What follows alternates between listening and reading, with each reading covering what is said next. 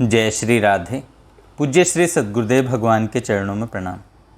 पूज्य श्री स्वामी राम सुखदास जी महाराज कहते हैं, भगवान की कृपा।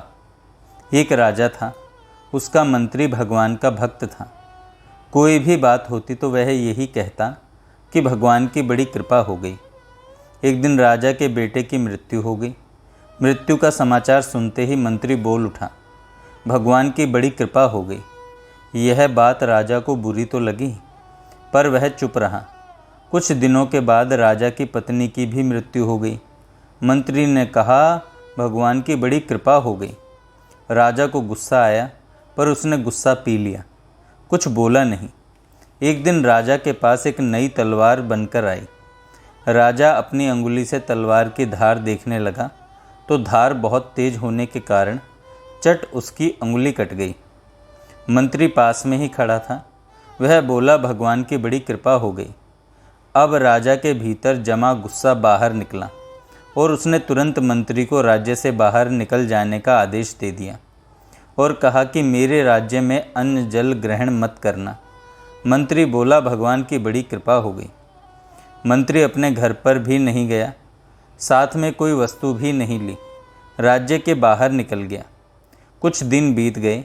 एक बार राजा अपने साथियों के साथ शिकार खेलने के लिए जंगल गया। जंगल में एक सूअर का पीछा करते करते राजा बहुत दूर घने जंगल में निकल गया। उसके सभी साथी बहुत पीछे रह गए। वहाँ जंगल में डाकुओं का एक दल रहता था। उस दिन डाकुओं ने काली देवी को एक मनुष्य की बलि देने का विचार किया हुआ था। संयोग से डाकुओं ने राजा को देख लिया। उन्होंने राजा को पकड़कर बांध दिया। अब उन्होंने बलि देने की तैयारी शुरू कर दी।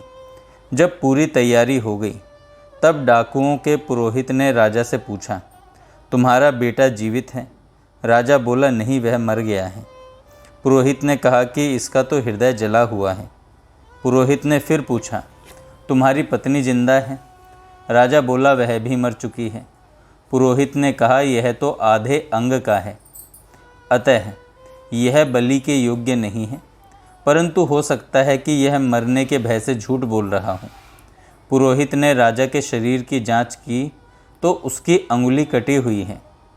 पुरोहित बोला, अरे यह तो अंग भंग है, बलि के योग्य नहीं है, छोड़ दो इसको। डाकुओं ने राजा को छोड़ दिया। राजा अपने घर लौट आया। लौटते ही उसने अपने आदमियों को आज्ञा दी कि हमारा मंत्री जहाँ भी हो उसको तुरंत ढूंढकर हमारे पास लाओ।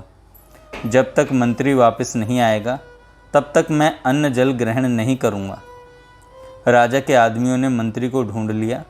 उससे तुरंत राजा के पास वापस चलने की प्रार्थना की। मंत्री ने कहा, भगवान की बड़ी कृपा हो गई। मंत्री राजा के सामने उपस्थित हो गया।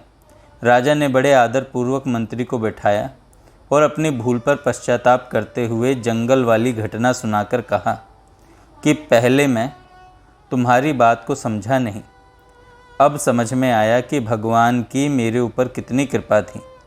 भगवान की कृपा से अगर मेरी अंगुली ना कटती तो उस दिन मेरा गला कट जाता, परंतु जब मैंने तुम्हें राज्य से निकाल दिया तब तुमने कहा कि भगवान की बड़ी कृपा हो गई, तो वह कृपा क्या थी, यह अभी मेरे समझ में नहीं आया।